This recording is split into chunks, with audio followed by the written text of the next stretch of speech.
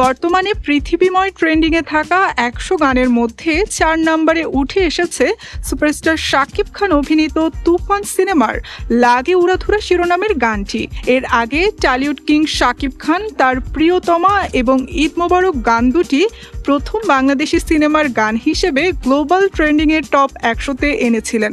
এবার আবারও তার অভিনীত লাগে উড়াধুরা গানটি উঠে এলো ট্রেন্ডিংয়ে।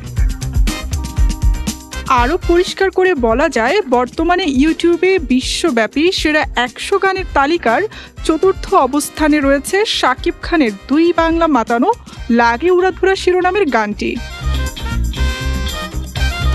সিনেমা প্রেমীরা বলছেন, রায়হান রাফি পরিচালিত তুফানের লাগে উড়াধুরা গানের এই সাফল্য বাংলা সঙ্গীতের কাছে নিঃসন্দেহে গর্বের বিষয়।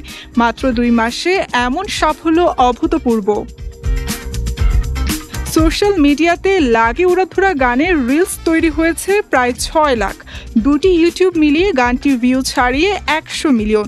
এই গানের সাফল্যের নেপথ্যে রয়েছেন প্রীতম হাসান ও অন্তরা রায়চৌধুরী। তারা এই গানে কণ্ঠ দিয়েছেন। গানটির কথা লিখেছেন রাসেল মাহমুদ, শরীফ উদ্দিন এবং মিউজিক করেন প্রীতম ও রাজ্জাক দেওয়ান। শাকিবের সঙ্গে গানটিতে পারফর্ম করেছেন ওপার বাংলার মিমি চক্রবর্তী।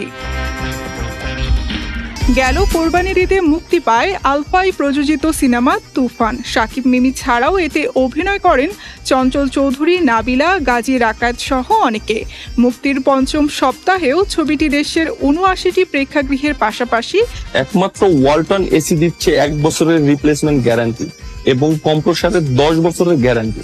পৃথিবীর ১৭টি দেশে দাপটের সঙ্গেই চলছে। এরই মধ্যে তুফানকে অল টাইম ব্লকবাস্টার ঘোষণা দিয়েছেন সংশ্লিষ্ট ব্যক্তিরা।